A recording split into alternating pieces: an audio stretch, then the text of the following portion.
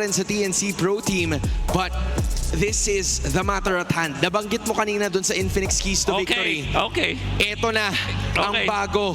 No to Lancy MMR, sabi ng TLPH. Sabi ni Lancy, ahawit sa'yo, Ebu, binandito yung Lunox ng TLPH. At syempre, ganun din naman, Yuzong naman para sa TNC. So far, okay tayo. But every time na nasa red side ng TNC, if you look back dun sa Onyx Philippines matchup nila, binaban nga naman nila itong Lancelot. If TLPH picks up the Yisun Shin this time, Joy ang magiging sagot nila dahil binandi nila yung Haya. So ngayon, TLPH, is it Zushin or YSS? Ano ang pipiliin nila? Because based on the looks of it, it's comfort either way para sa ating dalawang teams. We know how capable Carl TZ is pagdating doon sa mga YSS picks niya. Pero yung Zushin din naman ni Lancy, hindi na ibibigay sa kanya kasi nag-MVP siya. Kamakailan lang nung kahapon. So Zushin's gonna be the pickup for Liquid. TNC likes to play Yisun Shin and Gatot, pero Grok siguro yung pwede nila kunin dito.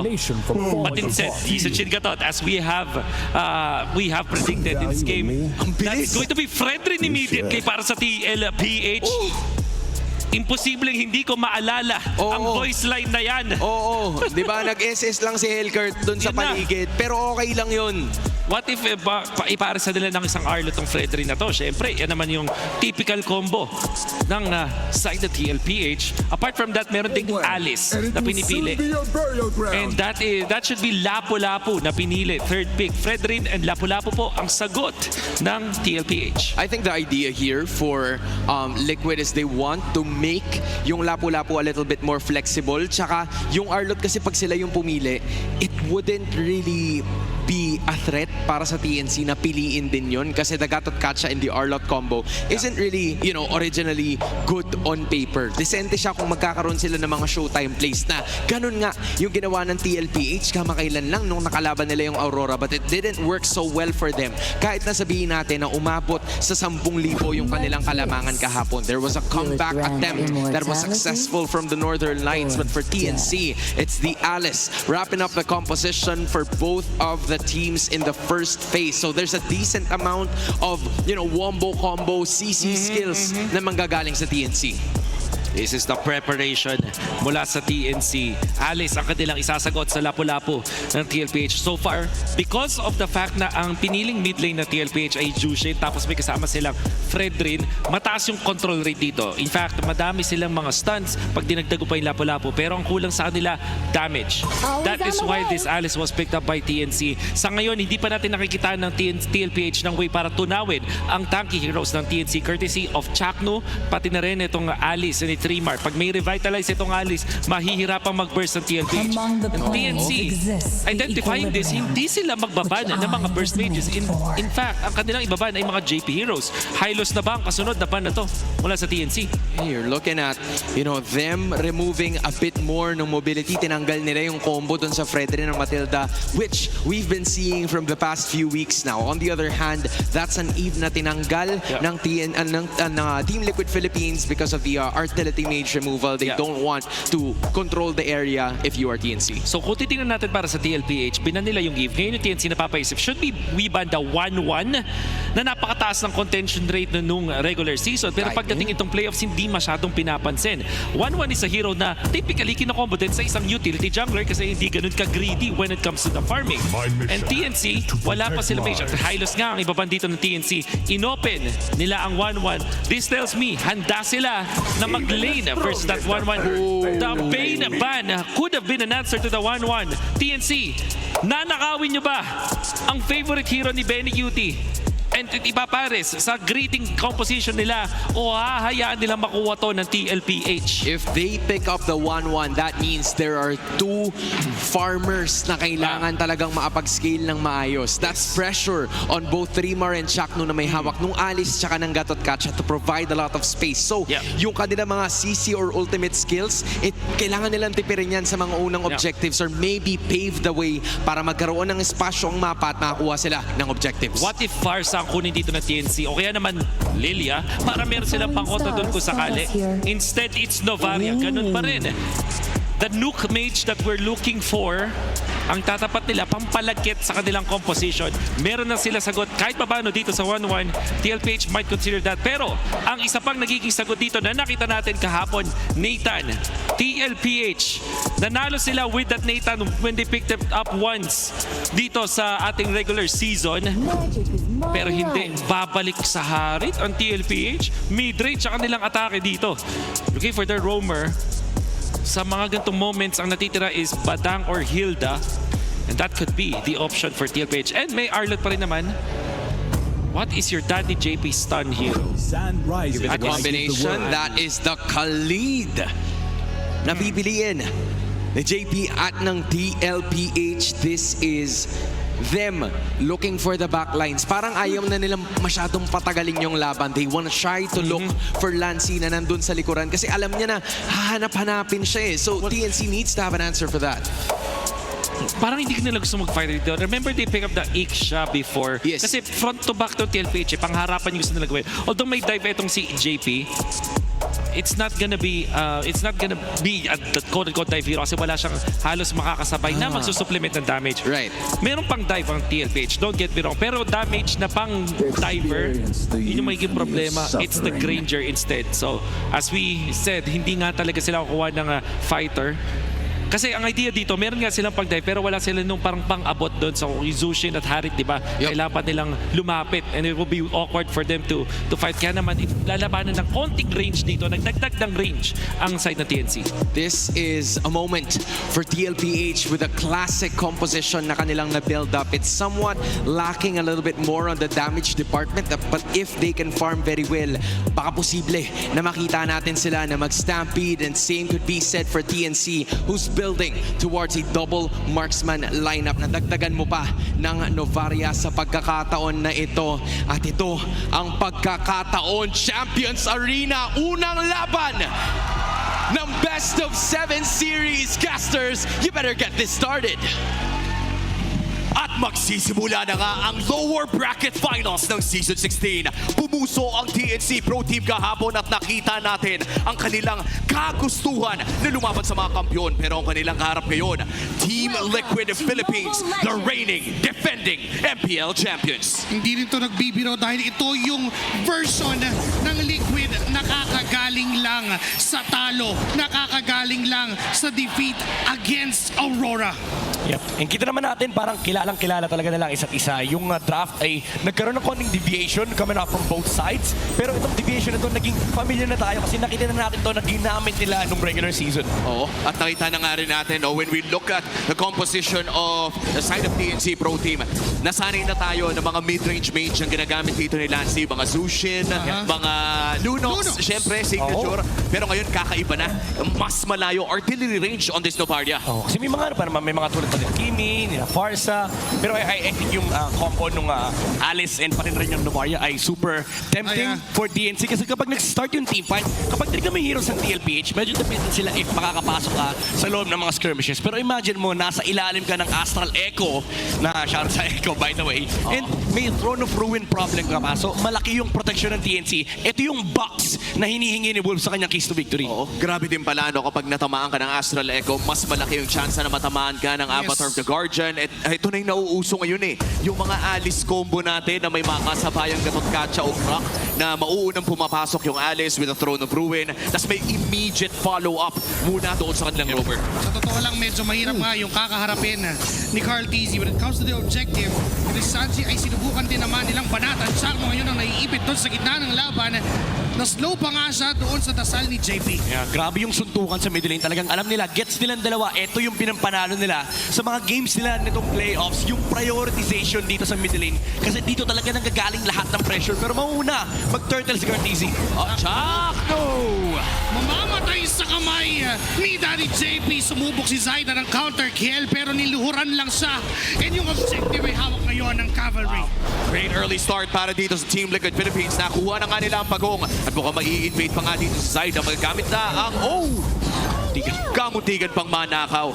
Tapang ayaw i-retry ni Zaida yung kanyang purple buff. And again, this is all the mid-lane pressure from TLPH. And ang kinaganda sa lineup nila, sila yung stronger sa early game, especially having that Zushin.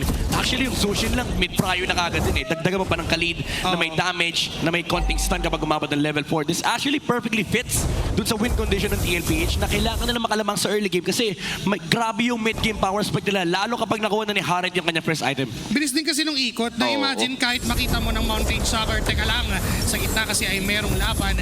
Sanji na paggamit ng Crimson Beacon para lang umatras doon and going back, kahit nga sabihin mong gamitan ng Mountain Sucker, kung mauuna yung Team Liquid doon sa mga pwestong gusto nilang puntahan, yun yung hirap na kakaharapin ng TNC. Yeah. Parang nga na talaga, medyo kailangan maghintay ng TNC ng proper timing and TLPH, sila naman talaga yung taga-dictate. Sila yung aggressor in this game. Oo. And in terms of aggression, no, hinihintay talaga natin itong play galing sa Team Liquid Philippines considering na sanay tayo na kapag minute game ay hindi pa naman masyadong lumalaki ang kalamangan dito ng Team Liquid Philippines considering na itong 1,000 na to ay sabihin na natin last 2 minutes ay hawak na nila. Yeah. I mean, ito talaga yung requirement for TLPH. And for TNC naman, kailangan nila ma-repel yung aggression na nagagaling sa middle lane. Medyo overcommitment lang mula kay Trimar kanina. Wala kasi silang damage at that point. And si Zaida nag-hover doon sa may middle lane. And nag-commit sila ng Flicker Throne Ruin combo from Trimar. Pero basically, yun yung task for TNC. Kailangan i-match mo yung aggression ng TLPH and i-minimize mo yung casualty na pwedeng mawala. At sinisimulan na nga nila pagong dito. Chakno mabubuhat pero tingnan natin mukhang makakapasok si Zaida. Nagamitan na naman ng Astral Echo, nandiyan na rin. Pero kuha pa rin ni Carl TC yung pagong Team Marvin at Lord of Ruins doon sa likuran. At unti-unting bumabagsak ang buhay ng Team Liquid Philippines. Isa pa rin sa isang palitan. But Remar still goes in. Oheb ay sumayaw sa gitna with the Zaman Force. Pero wala pa rin mamamatay. Isa sa isa. Pero turtle ay hawak ng Team Liquid Philippines. And that's 2 turtles na masesecure na ng Team Liquid Philippines. At bukod pa lamang dyan ay nakikita natin kung gaano ka-confident si Oheb on this Harith. Tatlo yung sinasayawan niya on that Zaman Force. Yeah, but that's that's also a small win for TNC kasi ramdam natin parang sinasampulan nila yung Team Liquid Philippines gaano kalakas yung kanilang team fight. Especially having this Yisun Shin and Granger. Pagdating ng mid-game, kaya nila sabayan yung power spike ng Team Liquid Philippines. And magkakaproblema sila dito kapag nabuo na ni Trimar yung kanyang mga defensive items per se. Papasok ngayon, ito si Sanford at si Zaida ang target niya. Binuhat at tutumbas sa kamay ng Sansan Duo at may invasion pa mula kay Carl TZ. Doon sa kabilang parte ng mapa, may ginawang plano ang Team Liquid. Sobrang gandang read ng TLPH. Alam nila walang skills itong TNC. Nag-reset yung mapa. And si Sanford nag-skip na ng waves. Sabi niya, Carl, halika rito. May papatayin tayong ex-teammate natin. Oh wow. At mukhang papasok na rin si Trimar doon. At tinamaan ng Jolen mula kay Lanzi. Tutumba yung Tore kasabay ng buhay ni Oheb. At hindi pa rin titigil ang TNC. Lumuhod na itong si JP. Nandiyan naman si Sanji. Tinamaan ng unbreakable ng mga pala mula sa Rhapsody. Pero aatras na rin ang Team Liquid at TNC. Pero nakabawi doon ang Phoenix Army. And Nancy from downtown ay natamaan si Oheb. Hindi mo naman kasi mapupurify yung damage ng Astral Shatter. Oo, kahit beautiful. Kapag tumama na sa mukha mo, wala na. Naka-grayscale na yung screen ng phone mo. And even to napatay si Zaida sa may top lane, parang mas maganda pa yung trade na nakuha ng TNC kasi essentially, yung main damage dealer, yung pinaka-core ng TLPH yung nakuha nila. And si Benny Cutie, part pa nung team fight na yun. And si Zaida tuloy-tuloy lang yung kanyang pag-farm. Even to nawalan sila ng first turtle, hawak naman, first tower sa may top lane, hawak nila ngayon yung pangatlong pagong. Papasok si Sanford. Retry pa rin mula sa kambing. Ngayon mapipilitang umatras ang members ng TLPH dahil tumumba na si Carl TZ. Mukhang isusunod si Sanford. Unti-unti, tinatamaan ng mga bala. Pero si Chakno ay makukuha din pala ng double kill for Oheb. Gumagante, pabalik ang cavalry. At hindi pa sila tapos. Susubukan maghabol. Si JP ay nasa likod ng mga members ng TNC. At susubukan na lang ipitin. Pumasok sa loob. Kung Tore na lang ang kukunin. At mapapa-flicker pa si JP. Wow, very aggressive ang Team Liquid Philippines ngayon at halos dumoble na nga ang hawak nilang pera against TNC Pro Team. That was an initially good engage mula kay Trimar, pero napaliktad pa. Yeah, importante sana yung nakuha nila. Napatay nila yung jungler ng TLPH, but JP with that raging sandstorm and nag-disperse lumalakas yung TNC. And yun yung medyo downside no, ng ganitong klaseng lineup since majority of TNC's members are damage dealers. Nung pumasok yung Khalid, medyo nag-hesitate sila mag-commit sa team fight. And because of that, TLPH Oheb was able to find good angles for the Zaman Force, yung kanyang mga dashes kasi essentially, nag-buy time yung Khalid para mapag-dish out sila ng damage. Muntik-muntikan nga lang doon si Sanji na ipit na. Diyan din si Chaco Third Romy ay nagamit Oh, wow. pa. Hindi na nakatakas pa. Etong si Chef Sanji. Ang makukuha siya ng TNC pero mukhang hindi pa tapos. Pipilit pa ng pwersa ang laban ng TNC. Oo, Chuck No, mukhang tatama dito yung bangka. Pero mukhang makakaligpan naman sa likod. Si Sanford sa likod, si Benny QT, hinahanap niya! Tinamaan si Benny QT ng Land Smasher na yung damage para kunin ang buhay ni Benny QT. Energy eruption mula kay Curtis. Sanford still goes in and may sumayaw pa sa likod. Si Zaida yung gusto niyang targetin. Pero bukod kay Benny QT ay wala nang mamamatay. Grabe si Sanford. Pinaalala niya kay Benny QT. Ben, naaalala mo nung tinawag akong Apex Predator? Ito yun, no, pagka-dash nung Granger, quick punish mula kay Sanford. Even though nakapag-dash pa siya papunta na sa pader, there was this flicker play mula kay Sanford and nag-land yung kanyang shaker. Oo, at yun naman kasi nakakatakot no, when you're facing this lapu-lapu coming in from Sanford. Ito yung isipin mo tuwing may flicker itong taong to, naghahanap talaga ng katawan niya. We saw it already doon sa loob ng jungle. Si Zaida nahanap niya at ngayon na up yung flicker, nahanap naman niya si Benny QT. Pero naku si Sanford! Si Sanford yata ang unang targetin. Kasama yung AOG ay nakuha din ang buhay niya. Carl TZ falling 60% HP at pinapaalis ng TNC ang TLPH dun sa Lord. Kailangan ingatan ng TLPH yung kanilang pag-control ng mga teritoryo kasi napakalaki ng box ng TNC. Throne of Ruin, it's not gonna land on Carl TZ. Pero ito yung ito yung masabi mong mahirap for TLPH. Kapag dikit-dikit, kapag sama-sama yung TNC, wala ang ligtas sa kanila. Kahit yung lapu-lapu, kaya nilang bigyan. At higit sa lahat, no, yung lapu-lapu na ito, kahit pa sabihin natin na kanina pa nakakahanap ng mga magagandang plays, si Sanford ay nahahanapan din ng TNC Pro Team ang kakaibang mga anggulo na yon, katulad lamang nung nakita nilang wala ng skill si Sanford. At sisimula na nga ng Team Liquid Philippines sa pinakaunang Lord ng ito. Mukhang minamadali ng TLPH na dyan si Chapto para harapan. Body, Appraisers right at the retribution kay Carl. TZ pa rin yung Lord at si Zaida ay naipit pa sa kamay ni Sanford at ni JP. Ngayon si Trimar na lang doon sa gitna. Chapto ay tutumba na rin. Ngayon 5 miyembro ng cavalry sa harap ni Trimar pero makakatakas pa rin siya. Taipit pa, pre. Mukhang nag-research itong TLPH for the past 2 days. Kita naman yung behavior ng TNC. Understandable behavior to para sa mga jungler. Kapag damage ka, okay lang yan. Kahit iwanan mo muna yung Lord. Pwede ka muna kumuha ng farm. Pwede ka mag-control ng side lanes. Pero sabi ng TLPH, sure wala si Zaida rito. I-burst natin yung Lord. At napakabilis, no? Ito yung hinihintay nating mga decision making mula sa Team Liquid Philippines. Oo, maganda na may disiplina ka. Nakita mo, alam mo kung nasaan. Pero ito yung klaseng game sense. Ito yung hinahanap natin Oo, tsaka may factor talaga kapag kilala. Kumbaga, kung si shot call dito ng TLPH, for sure, mamaya maririnig natin sa mic check. Wala si Zaida rito. Promise. Carl, i-burst mo yung Lord. Promise ko sa'yo, nasa purple pa yan. Susubukan ngayon muli ng TLPH na pumasok dito sa base ng TNC. Pero si Trimar ay naipit at nabuhat papalabas. Pero wala pa naman din mangyayari. Dinedepensahan lang ng Phoenix Army ang kanilang base. At tuloy lamang ang pag-push dito para sa Team Liquid Philippines. Puputok na ang Holy Shield sa baba at sa gitna. Si Shakto ay tatangkin ng damage mula kay Sanford ng bahya. At itong 5,000 na kalamangan na hawak ng Team Liquid Philippines ay patuloy lamang lumalaki dahil mukhang maaagaw na rin ni Carl TZ at ng Cavalry ang mga jungle camps ng TNC. Lalakit-lalaki lang talaga yan kasi for the next 90 seconds, i-choke lang ng TLPH itong TNC. Hindi nila palalabasin ng base. Ika-cover nila yung middle lane. Walang magpapakita as they clear all the jungle resources.